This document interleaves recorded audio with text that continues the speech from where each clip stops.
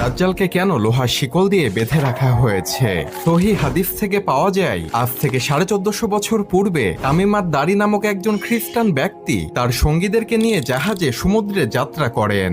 হঠাৎ সমুদ্রের মধ্যে ভয়ঙ্কর ঝড়ের কবলে পড়ে তারা পথ হারিয়ে ফেলে এবং তারা অজানা রহস্যময় একটি দ্বীপে পৌঁছে যায়। তামিমাত দারি ও তার সঙ্গীরা দ্বীপে নামার পর দেখতে পান একটি পশুর মতো অদ্ভুত চেহারার এক প্রাণী, যার গোটা শরীরে কালো পশম দিয়ে ভরপুর। প্রাণীটি বলে, আমি হলাম এখান করা গোয়েন্দা। প্রাণীটি তামিমাত দারি ও তার সঙ্গীদেরকে বলল, তোমরা ওদিকে ওই গুহার মতো স্থানটিতে যাও, সেখানে একজন ব্যক্তি তোমাদের জন্য অপেক্ষা করছে। তামিমাত দারি ও তার সঙ্গীরা সেখানে গিয়ে দেখলেন একটি বিশাল দেহের ব্যক্তি, যার হাত পা লোহার শিকল দিয়ে বেঁধে রাখা হয়েছে।